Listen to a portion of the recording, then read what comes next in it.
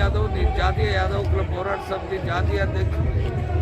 ఇవాళ తెలంగాణ రాష్ట్రంలో అసెంబ్లీ ఎన్నికలు జరిగిపోయినాయి. దురదృష్టవశాత్తు మరి యాదవ్లకు ఇక్కడ కొద్ది మందికి టికెట్ ఇవ్వడం, ఇద్దరికి ఇవ్వడం వల్ల మరి వారు జంటనగరాల్లో గెలవలేకపోయిండ్రు. దురదృష్టం. కానీ ఇప్పటి వరకు కూడా గత 4-5 దశాబ్దాలుగా ఉమ్మడి ఆంధ్రప్రదేశ్లో కానీ ప్రతిసారి ఆంధ్ర తెలంగాణలో ఒక్కొక్కరు మంత్రివర్గంలో చోటు దక్కింది. కానీ ఇప్పుడు తెలంగాణలో దురదృష్టవశాత్తు మరి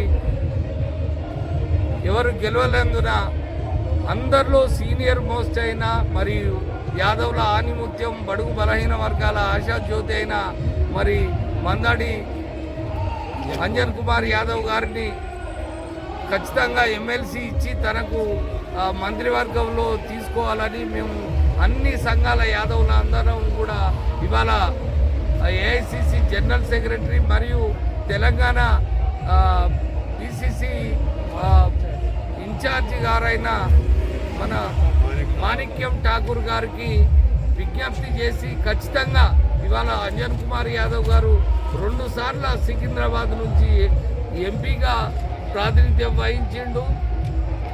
గత 40-45 సంవత్సరాల కాలంగా కాంగ్రెస్ పార్టీని డెవలప్మెంట్ కోసం, దాని అభివృద్ధి కోసం ఆర్నిషాలు కృషి చేసిన వ్యక్తి. ఎన్ని పార్టీలు రమ్మన్నా కానీ, అధికారం లేకున్నా కానీ కాంగ్రెస్ పార్టీలోనే మనుగడ కొనసాగించుడు, కాంగ్రెస్ పార్టీ అభివృద్ధికి పాటుపడ్డ వ్యక్తిని ఖచ్చితంగా ఇవాళ జనాభాలో 16 నుంచి 18% ఉన్న యాదవ్లకు ఎట్టి పరిస్థితుల్లో అంజన్ కుమార్ యాదవ్ గారికి ఎమ్మెల్సీ ఇచ్చి అదేవిధంగా మంత్రివర్గంలోకి తీసుకోవాలని మేము యాదవులందరం 33 జిల్లాల యాదవులందరం అన్ని సంఘాలను మేము డిమాండ్ చేస్తున్నాం.